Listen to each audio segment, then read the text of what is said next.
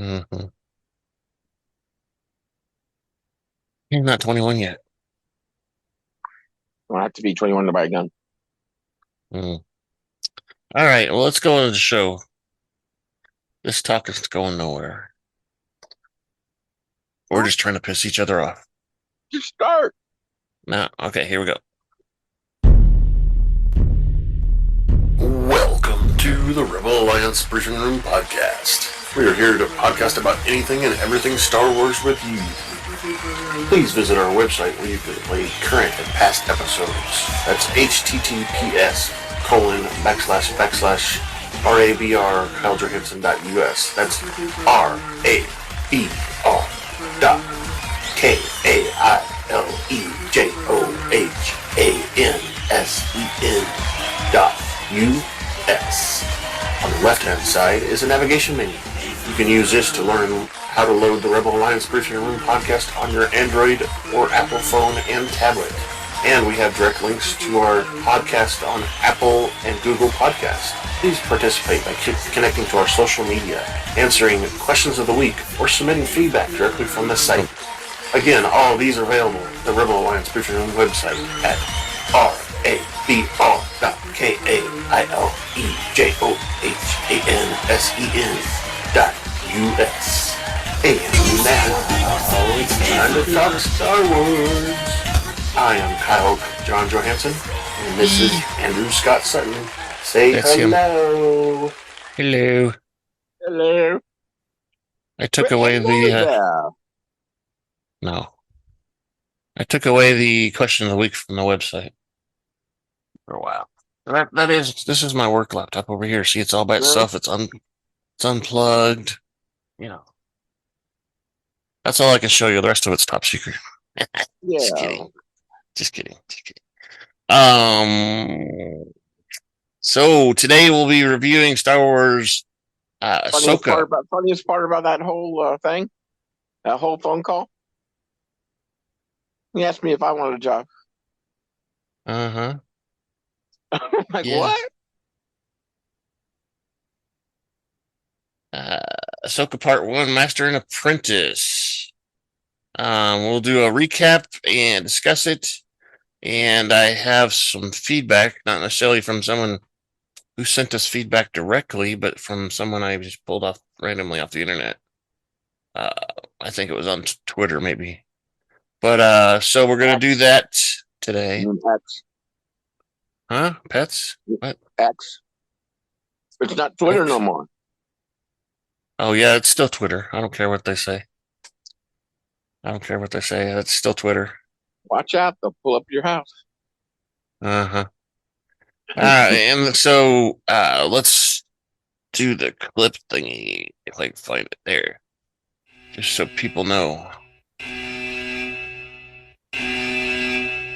So that means there's going to be spoilers ahead. You got to watch the episode yourself. We're not going to watch it for you. So, watch it and then come back to us. Wow. The director of this episode was Dave Filoni, and he wrote the episode himself too. No, he didn't. He didn't. He did this episode. Steph, that was the second one. That was the second episode. That was the second one. Promise me. So yeah, myself. He did the second one. It was edited by Dana Glauberman, and the music was scored by Kevin Kinnear, who has pretty much been the go-to guy for Star Wars since I guess Williams retired. Pretty much, I think he started in Rebels is when he's first had the music from there. So then we've got the cast. There's a big long line of people in this first episode. So we've got Ahsoka, who is Rosario Dawson, Hera Syndulla, which is Mary Elizabeth Winstead. Oh my God. Sabine Wren, which is Natasha Bordizzo. Natasha. Yeah, I like Hera better. Mary Elizabeth. Anyway, Bayllan Skoll, which is Ray Stevenson. Shin Hati, which is Ivanna Sakhino. Professor Hugway. I don't know how to say his name, but he's the robot, David Tennant. Who's the since they're not Jedi? Who's the female? What's the female's name? Shin Hati. Her name's Ivanna Sakhino. Spelled really weird. Swedish. Yeah, something. Morgan Elisabeth is played by Deanna Lee Inosanto. Morgan's The witch. the witch, right? And then we see Ezra Bridger in a hologram. He's played by Iman Isfandi. Captain Hayle is Mark Robinson. First Officer Jensen Corbett is Shakira Biera. Writer of Sadi, which is the guy that was up on the top of the thing making the announcement with the beard, white beard and stuff. That is Clancy Brown. Captain Porter is Matt Law. The navigation droid was Bonnie Wild. Helms Officer Kat Q Chin. Comms Officer was PJ Johal. One of the assassin droid leaders was voiced by Helen Sadler.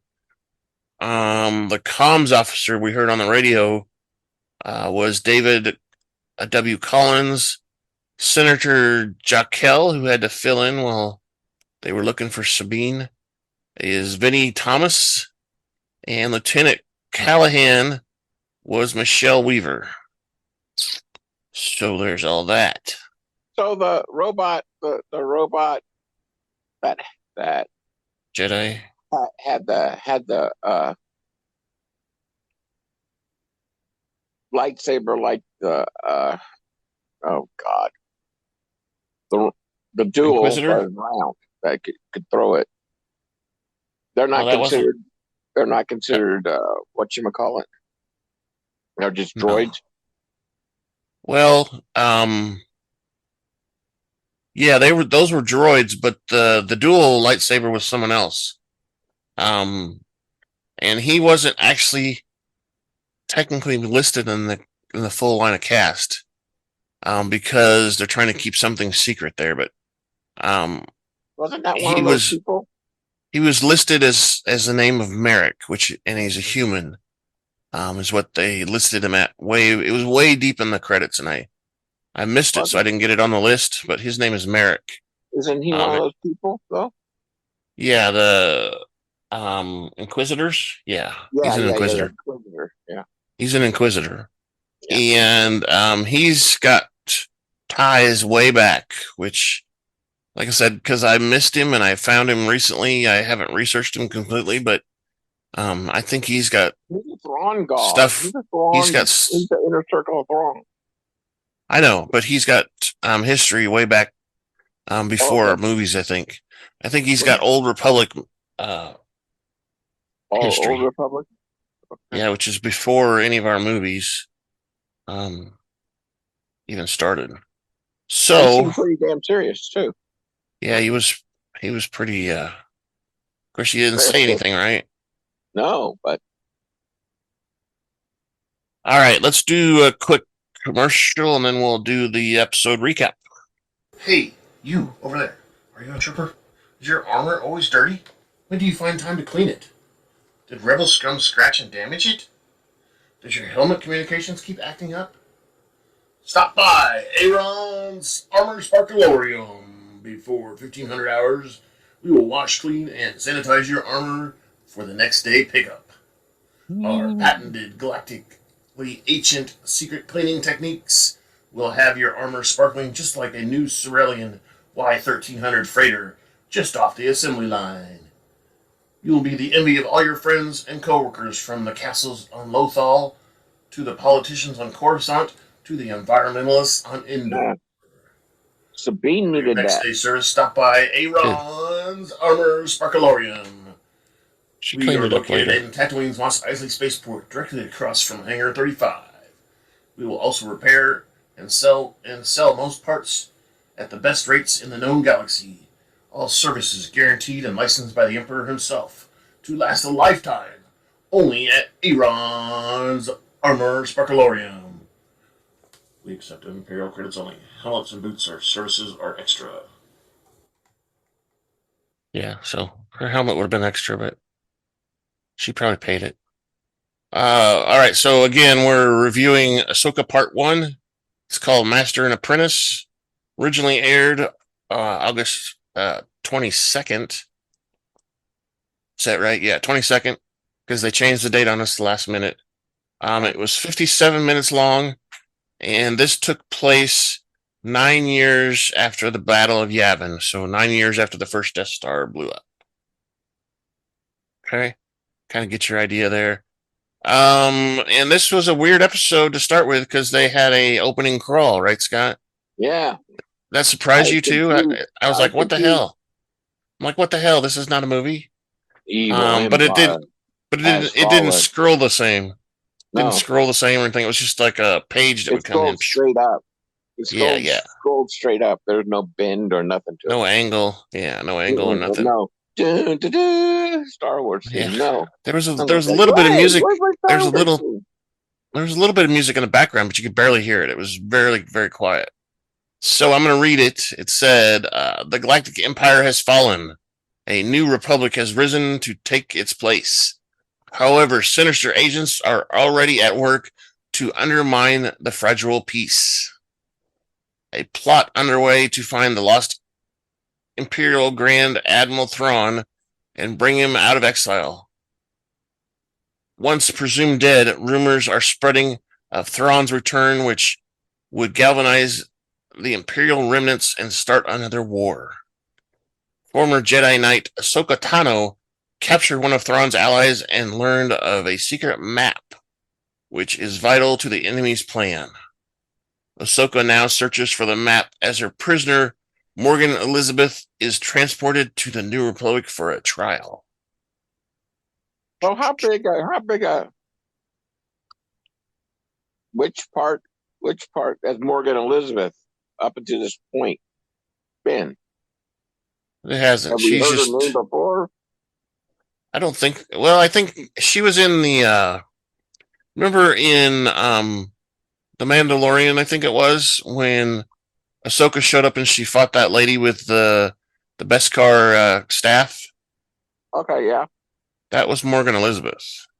Okay. That's when she captured her. I don't know if we've seen her before. She might have been in Rebels, but I don't know.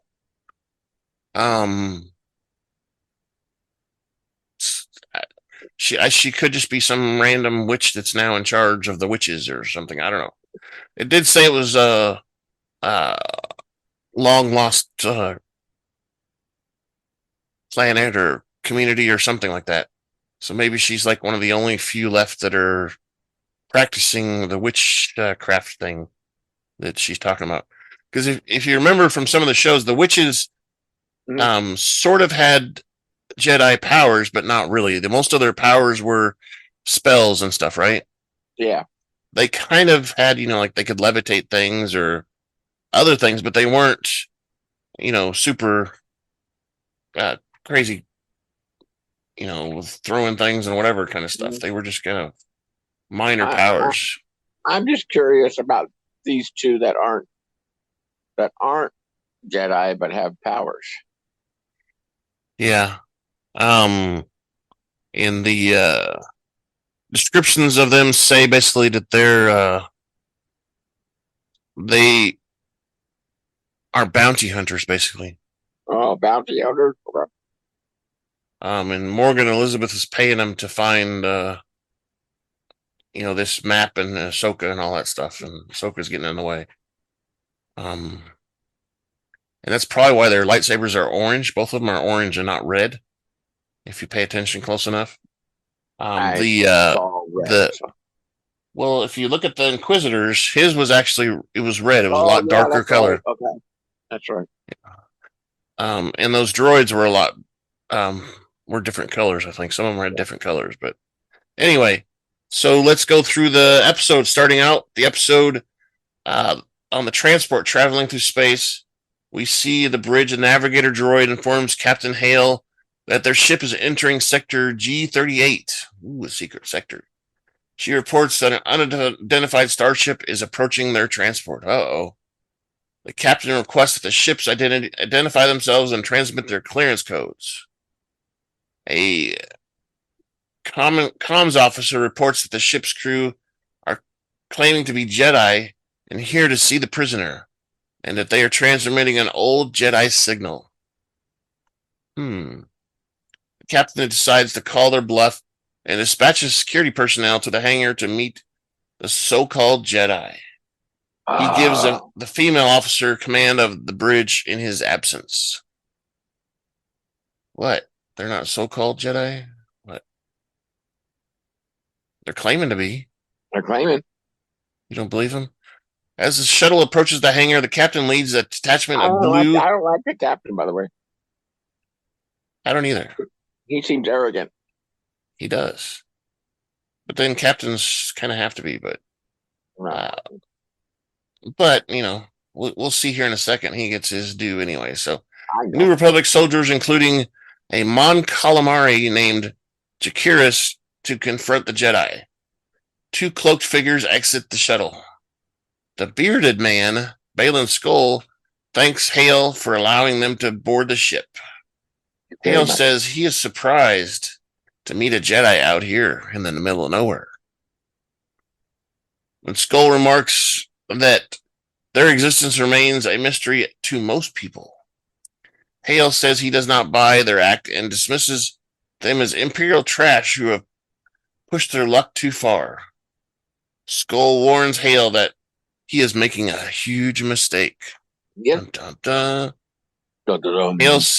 Hayle says that the Imperials should have surrendered when they had their chance, and the orders Jakiris and the RD3 to scan their identification. Skoll offers to show their identification before monitoring. I'll show you my identification. Yeah, before motioning to the female apprentice Shin Hati to attack the new rebel soldiers and the crew with her orange lightsaber. She kicked her ass. Hayle attempts to shoot the bearded man, but he uses the Force to suspend his blaster. Skoll agrees that he is no Jedi before stabbing the man in his torso with his orange lightsaber. So they called it out. Both of them got called out on orange lightsabers. Back on the bridge, First Officer Corbett receives news that the intruders have killed the captain. Oh no. And they're headed to the detention block. Hati forces her way onto the bridge and cuts down Corbett. Oh no, they're both dead. Skoll cuts down several New Republic soldiers with his lightsaber and force chokes one. Ooh. The guy flies up in the air like the Darth Vader scene that we've seen so many times. He opens a cell and finds bound Morgan Elisabeth in a yellow jumpsuit, just like Princess Leia. Oh, I'm here to rescue you. What? You look like no. The bearded man uses the Force to remove her restraints, and Elisabeth thanks Skoll for his words, prompting Skoll to say he is well paid for.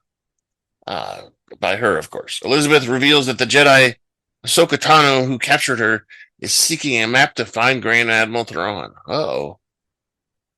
Meanwhile, we see Ahsoka. She's at the ruins of a temple in Arcania, which Arcania is one of those planets that the witches lived on. Yeah.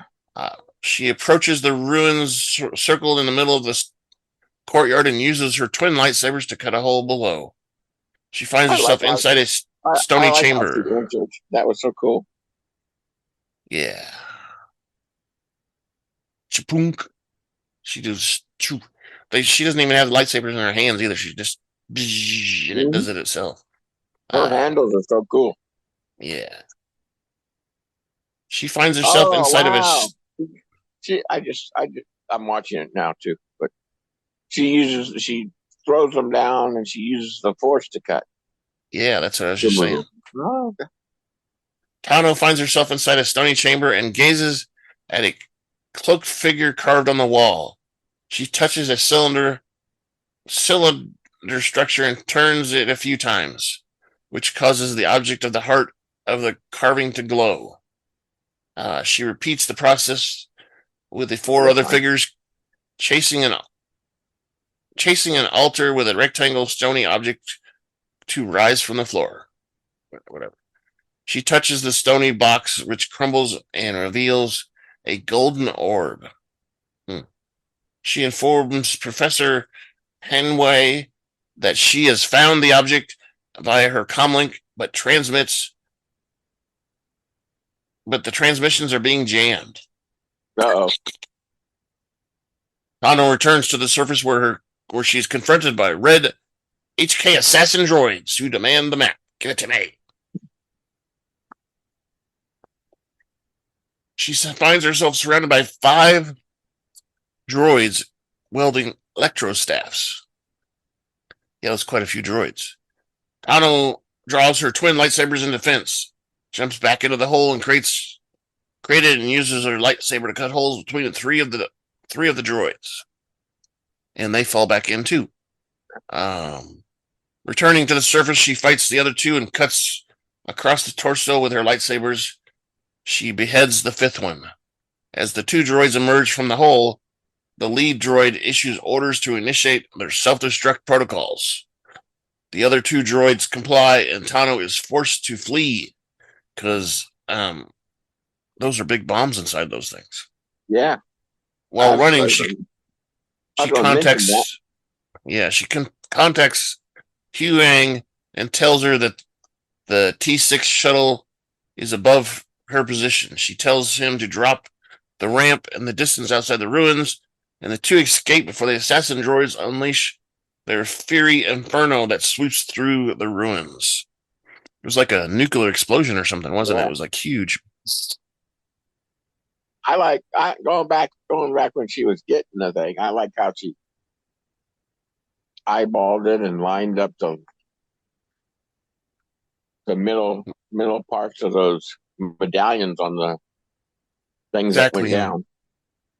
Yeah, we'll find out later, but that part confused me, how she couldn't figure out how to decrypt the map itself, because she basically did that when she was using those pillars, right? Mm-hmm. She was lining it up and it would unlock it because she had it lined up just perfectly. And then, I just couldn't figure out why she couldn't understand how to do that on the map itself. But I find it strange what they put the orb in. It was like sand or something. It's like the black sand, or yeah. I don't know. I don't know why that was that way either, but that's weird. Let's see. Who made the map, though? That's the whole thing. When and who made the map? It was either probably, from what we find out later, it's probably Mary, Elisabeth, or Thrawn that probably made it. So, all right. So inside the cockpit, Tano converses with Hanoi about their communications being difficult, who tells her that he kept the ship a safe distance in accordance with the Jedi mission protocols. She replies that the Jedi Order does not exist anymore. Dang it. When Hanoi says that he has his programming and he has to follow it, she advises him to stick close and watch their back. That's what a Jedi learned their Padawan for. Yeah. That's exactly what he says. I love this droid. And he says, which I am not. Tano tells Hanoi that he has found the map, or that she has found the map, and based on Elisabeth's information. When Hanoi asks how she got Elisabeth to tell the truth, Tano replies that she wasn't following Jedi protocol when she got the truth from her. Shortly later, they receive an incoming transmission from the New Republic Fleet Command, who then tells Tano and Hanoi that their recent attack via comms. Tano and Hanoi then travel to Home 1 via hyperspace. Tano identifies their ship as T6 1974. 1974. And the Fleet Command clears them to land in Hangar 29. 2-9er. Inside the hangar, General Hera Syndulla greets them and informs them about the loss of Elisabeth. Which they lost her, they didn't kill her. Syndulla has prepared a briefing for Tano to catch up. In the briefing, Syndulla tells Tano and Hanoi about the damages that 2 mercenaries have done, taking out an entire security detail and scuttling a new starship. Tano is familiar with the attackers, whom demonstrate force powers similar to the Jedi. Hanoi suggests that one of these intruders was once a Jedi, and Tano tells Hanoi to scan a Skoll and Shin's lightsabers. So they're since he's a lightsaber maker, he probably has records of everybody's lightsaber that he made, right? Or maybe everybody who's ever had a lightsaber. Well, how do you bleed it to make it orange? I don't know. With orange before red? Maybe. I would say red would be the ultimate ending of bleeding. Maybe. I don't know. Maybe you can find an orange kyber crystal. You just can't find you just can't find the red ones. Maybe, I don't know. This is the first time we've ever seen orange ones too, so we don't know much about them. Okay, so when Syndulla asks about the mercenaries' connection to Elisabeth, Tano says that she hires them for plausible deniability.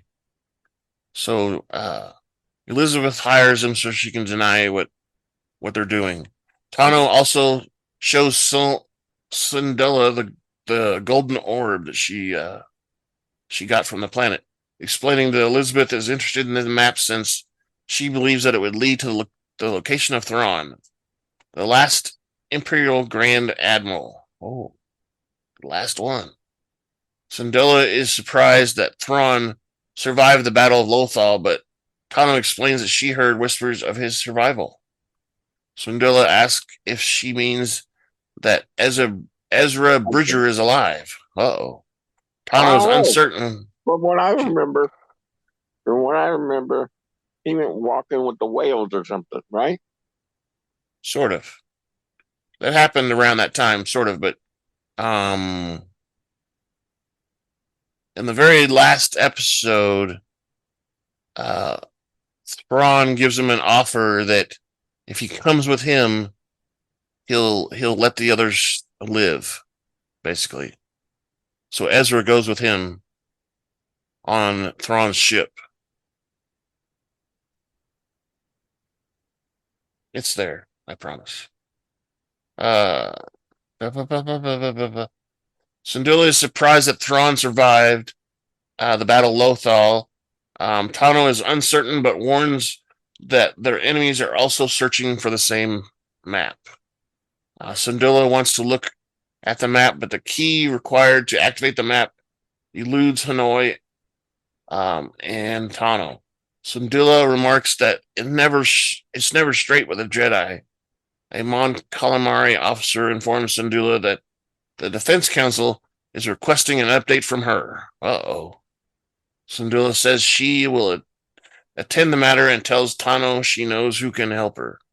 Tano is uncertain that her friend will be of any help, but Syndulla reassures her that she will do it for Ezra Bridger.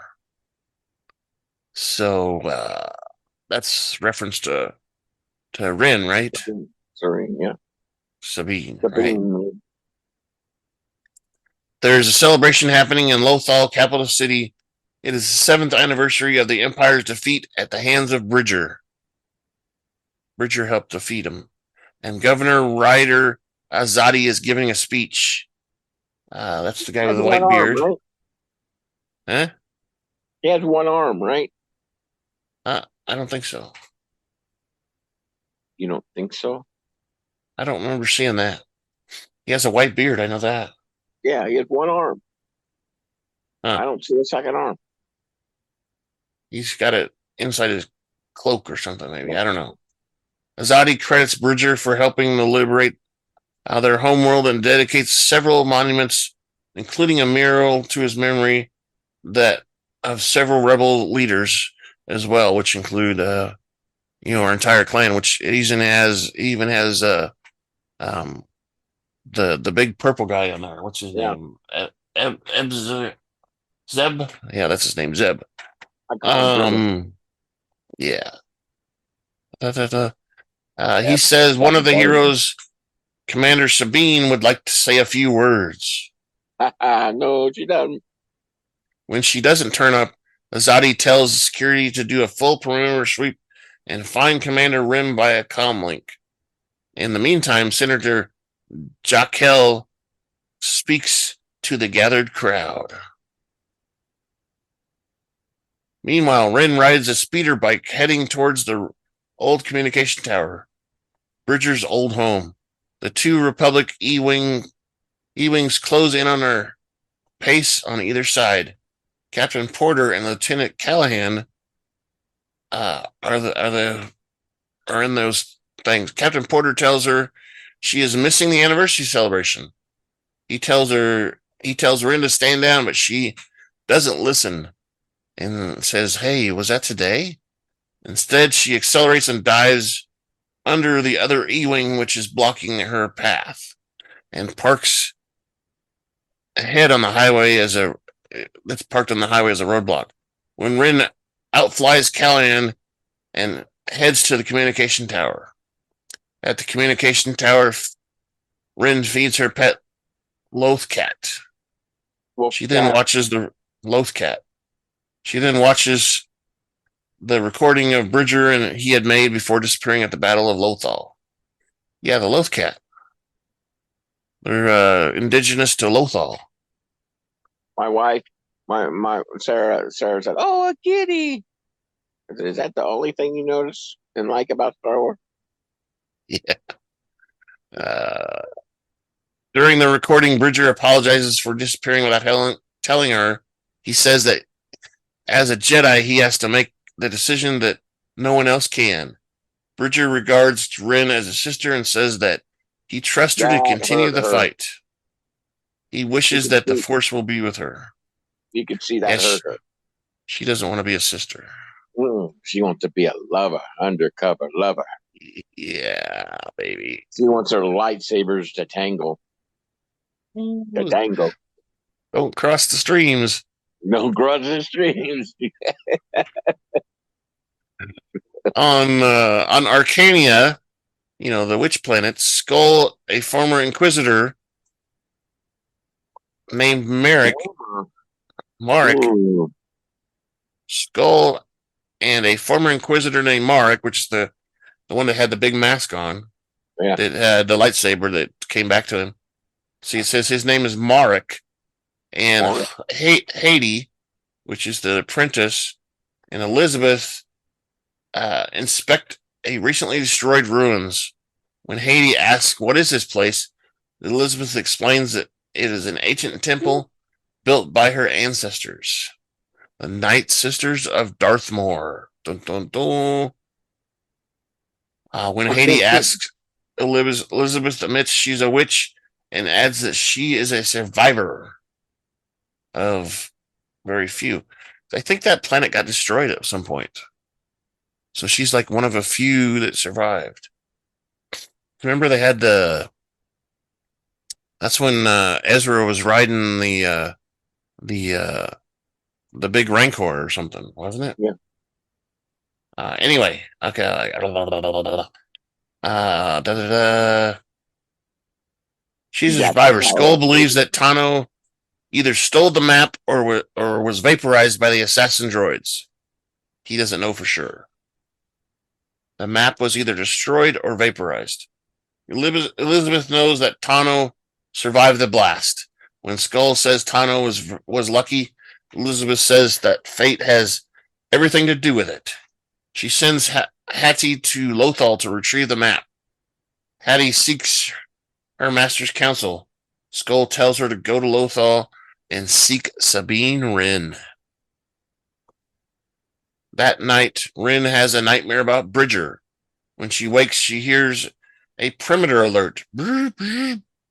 She goes outside the tower to see two X-Wings accompanying Tano's T6 into the capital city. She's like, oh, visitors. In the capital, Tano parks her T6 shuttle near the edge of the high tower. When Wren arrives, while Tano was talking to Governor Azadi, the bearded guy that might have one arm, when Azadi says that Wren missed yesterday's ceremonies, Wren replies it slipped her mind. I don't know what happened. Was that yesterday? Was that yesterday? I don't know. I thought it was tomorrow. Azadi tells her that everyone missed her, but when Wren replies, no one was there. Not everyone was there. Hanoi also greets Sabine, who recognizes him, and Hanoi says that she has 75% original parts still before returning to the ship. That's the best damn droid ever. Why is that? He's so cool. You don't like him? You mean he's not cooler than R2-D2? Or maybe within the era. R2-D2 gone right now. No, R2-D2 survives the entire thing. What, you don't like Chopper? Chopper's not cool? Chopper's cool. All right. Never mind. You just read it and I'll just keep my opinion to myself. No, you go ahead. I'm just asking you if you like Chopper or not. I don't know. Chopper's cool. He had that one part. You think Hanoi is better than Chopper is all you're saying, right? Huh? Hello, Chopper. Stop, stop. Hanoi's better. That R2 unit in that spacecraft was pretty cool too. Yeah, it ducked his head down or something, didn't it? Dropped the bike into low, put it in a low rider gear and slid underneath that. He blew a gasket. He's like, "Wow, you're gonna hit us!" Oh no! Whoa! All right. And as we continue, Azadi tells Wren to listen to what Tano has to say before leaving. Tano then tells Wren that she knows a way to find Bridger. And he shows her the orb. I've got this ball. Look, it's a ball. It's going to help us find Bridger. Just to get her to open it. Yeah, I need your help. They both go inside the Ahsoka's T6 shuttle and discuss some things. Wren gazes at a bunk with several wall drawings, including a Lothcat, which probably Ezra's bunk. When Wren asks if she is certain about Bridger, the Bridger is still out there. Tano says nothing is certain, but there is the enemy that seeks Thrawn, which has led her to the map. Tano explains she found the map on the planet Arcania, a Night Sister stronghold thousands of years ago. Due to her skills as an artist, Tano seeks Wren's help in deciphering the map. When Wren believes there is a code, Tano shares a scan of the Night Sister temple chamber where they found it. When questioned about the home, Tano describes her soul is at home. Both women blame each other for not making it easy for each other. So they're still in a tiff and can't let go.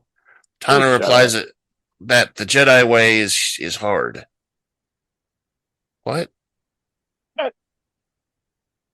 They're having a bad mood. They're having a bad mood with each other. Not Jedi. No Jedi. Yeah. There's no Jedi. Just then, Hanoi has an update. Hey, I got an update. Wren asks for permission to take the map and study it. Tano refuses since she believes the map is not just about finding Bridger, but preventing another war. We know that's not going to happen. She's going to leave, isn't she? She warns Wren that the map stays aboard the ship before entering the lab to chat with Hanoi. Hanoi has scanned Skoll and Hati's lightsabers. The droid says that he recognizes one of the two hilts which was built in the Jedi style. The one he knew belongs to Bayllan Skoll, who disappeared at the end of Clone Wars.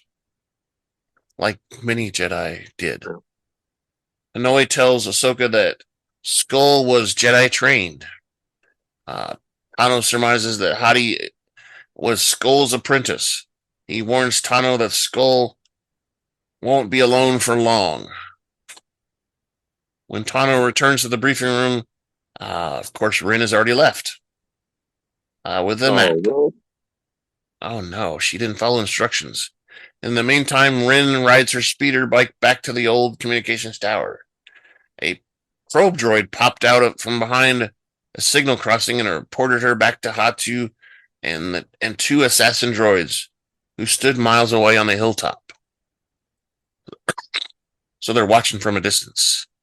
Once Sabine arrives at the communication tower, she gathers some documents and activates a holo projector. She starts to study the star map and warns her Lothcat not to touch the map and begins studying the map for a key. Back on Tano's T6, Hanoi is talking to General Syndulla about Wren via the holoprojector, so we see projection. Tano is worried about Wren, but Syndulla tells her to give her some space. Syndulla believes that Wren is the best chance of reading the map. Tano admits that she has a difficult relationship with Wren, describing the Mandalorian as stubborn and bullish. Aren't all Mandalorians like that? Syndulla attributes these traits to her Mandalorian background. Oh, okay. And says that mentoring her can be a challenge. Recalling that Anakin found her difficult sometimes. Tano says that she walked away from her Jedi training and admits walking away from Wren. So she's not running to be a Jedi, basically. She uses her Jedi powers, but she doesn't want to be a Jedi. Okay. Anyway, Wren is still trying to solve the puzzle of the star map behind at her home. She looks at the holographic map of the Arcania Temple ruins, which has 3 figures and faces. Suddenly realizing how to unlock it, Sabine rotates the sides of the round star map, and the map projected projects a star map of another galaxy. She went out the door under a balcony, and Sabine then used a pair of binoculars to look out the sky. Wren says she's going to be going on a trip somewhere out in space. Yeah, so that was interesting. So the map showed a galaxy around the orb, right? Yeah. And then it had a line that projected out to another galaxy that was sideways. So that's interesting because I think so far in most of Star Wars, we've never gone outside the galaxy. We've always been within the same galaxy. I can't remember of any time that we've gone outside of it at all. Because even Camino and all those places are all in the same galaxy. Corellia, all those places where they went in the Solo movie, and they did the Corellian Run or whatever it was called. Yeah. With that weird thing out in space that was eating stuff. Yeah, that was all the same galaxy. So this would be the first time we've gone outside the galaxy, which you have to realize that would make it a long, long trip, right? Because we could travel across our galaxy pretty fast, but traveling to another galaxy is going to be quite a long ways, right? Yeah, because I don't know what kind of forces, going from one galaxy to another. Well, you mentioned the Pirelli space whales. Maybe they know how to do it. Yeah, aren't they part of time travel? I don't know. I think they might be. We'll see. Okay, so she's going on a trip.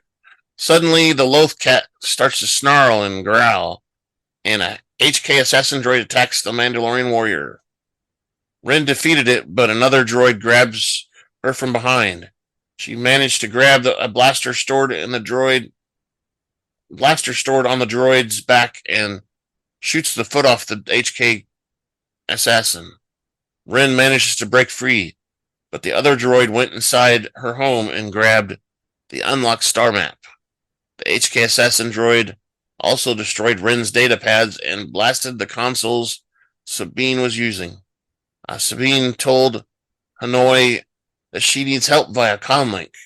Hanoi, I need help fast. Danger.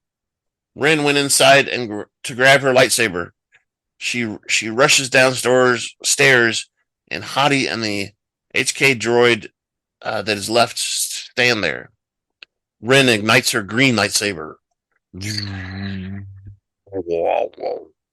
And Hati gives the star map to her HK droid and ignites her reddish orange lightsaber.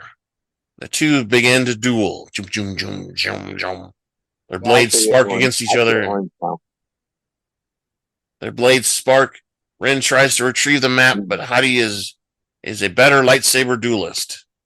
Ahsoka tries to get to Wren as fast as possible, but it was too late. Wren has raised her lightsaber above her head to counterstrike, but Hati skewered her through the abdomen. Skewered. Ugh. She forgot to take the lightsaber and go up to kill her. Go up. Cut everything out. Hati was about to finish Wren, but she saw the T6, so Hati and the HK droid ran off when Wren collapsed to the ground. So she split before she could take the 2 seconds to pull the blade up and kill her. Yeah. And that's when the credits roll. We get little glimpses of the star map in the credits.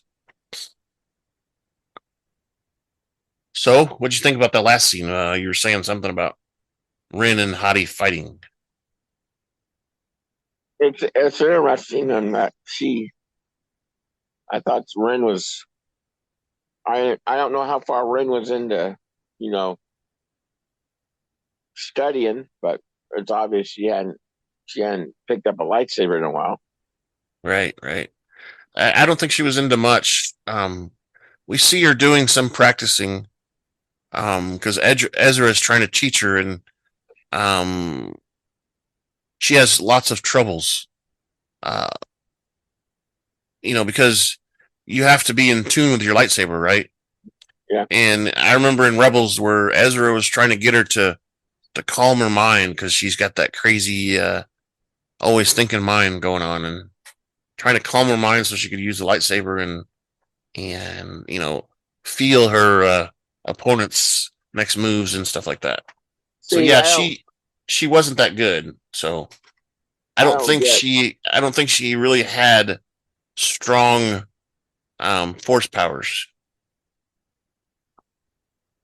What I don't get is is the lightsaber going through you and not killing you. Yeah, we've seen that happen a couple times. They're changing the rules. They're changing the rules now. No, not necessarily. We've seen it happen before where someone survived. It just depends on if you have time to get them somewhere to fix them, right?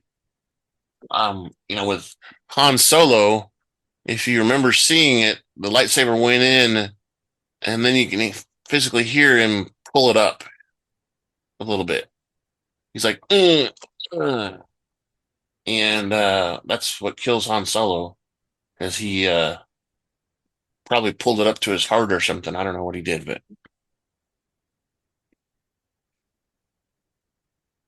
because you got to realize that a lightsaber is just going to cauterize everything around it. So if it doesn't hit anything vital,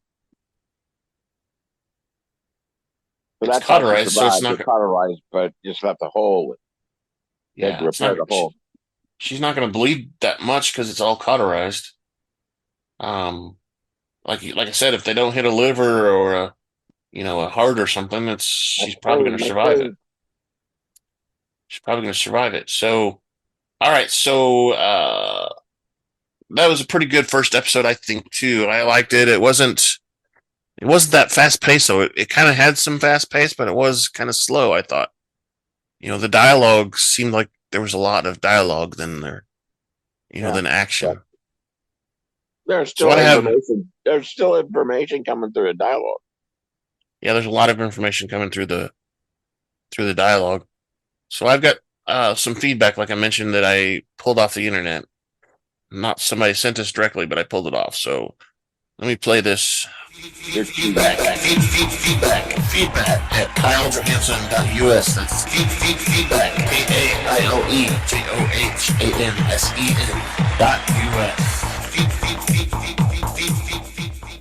Yeah, so this is actually not from Twitter. It's from a new network that's been building that was actually funded by Twitter, but when Musk took over Twitter, the guy that was sending the funding money was no longer in charge anymore. So Jack Dorsey, I think his name was, he is funding this new social network, and it's called Blue Sky. I don't know if you've heard about it before, but it's still in beta. They're not really. It's not really. It doesn't work very well in some respects, but it works in the respect that you can post things and whatever like you can on Twitter. So this guy's from there. His name is Mike Question from Blue Sky. He says, Ahsoka Master and Apprentice. Good. I'm not super lost as I was led to believe I would be for having not watched Rebels. I love the radically inclusive and diverse leading cast. Sabine's cool, and I'm looking forward to getting to know Ezra if they do find him. Rosario is the perfect lead for any show. And then he has clapping hands or whatever at the end. So this guy hasn't watched any of the Rebels and still likes it. Which, I don't know. I've also heard things on this Blue Sky and Twitter that there were a lot of people that were confused because they hadn't watched any of the Clone Wars or the Rebels. And I can see that. There's some stuff that seems to be missing, but not really. I don't think it really slows down the plot line or anything like that. Do you? No. I mean, you've seen it, but it's been a long time. Yeah. And I've watched some Rebels. I've watched some Rebels in the last 2 or 3 weeks. Yeah, I have too. I watched a little bit too, but I think our buddy Rick has been watching quite a bit of it because he's been trying to catch up a little bit. I don't think he found something on Facebook that said these are the recommended episodes to watch before the show, and he hasn't watched them all. I think is what's happened. So go ahead. He's never going to get them all. I guess he's like takes all recommendations or something. Not always. He just wanted to. He didn't want to feel like he was lost. Basically, I think is what it was. Yeah. Well, all Rebels is good. Yeah, it is. It is. It's really good. I think the problem. You should start at the beginning. I know, like I agree. On Disney Plus, they have the must watch. Yep. I think that's part of what he watched. Episodes of Rebels. Like, I guess that's the list probably that he's watching. So that could be the list. Yeah. Yeah, it could be. And he said he didn't have time to watch it all, basically. But I agree. I mean, Rebels is good, but there's a lot of it on there. It's like 5 seasons of Rebels, and there's more than 10 shows each season. There's like 22, 24 shows each season or something. Except at the end they get down to a short few. Like I think there's 12 or something on the 5th season or whatever. Anyway, so we did the feedback. We need your feedback desperately. We have an email address that was mentioned. Feedback at KyleJohansson.us. KaileJohansen.us. We also have a link on our website that'll pull open a form that you can fill out and send us your feedback. We're on Twitter at super_duper_pod. We're on Blue Sky at Rebel Alliance Briefing Room, which that one makes it easy. And of course, we're on YouTube, and we'll have video of this on YouTube where you can make comments there as well. Tell me how ugly I am and how I squint. What? Tell them how ugly I am and how I squint all the time, but I can't help it. Well, my eyes are always tired. It's because I don't How sleep. pretty Kyle is. I don't sleep very well. Pretty? What? Maybe they can comment about all the junk I've got in my office, like my work computer. Stop bringing up your work computer. Well, you were talking about it earlier. Mr. Top Secret Clearance. No. So yeah, so that's our episode for the first episode. So we're gonna take a break and run this outro clip and go to the next one. Thank you for listening to the Rebel Alliance Briefing Room podcast. Please visit our website where you can play current and past episodes. That's https://RABR.KyleJohansson.us. That's RABR.KyleJohansson.us. On the left-hand side is a navigation menu. You can use this to learn how to load the Rebel Alliance Briefing Room podcast on your Android or Apple phone and tablet.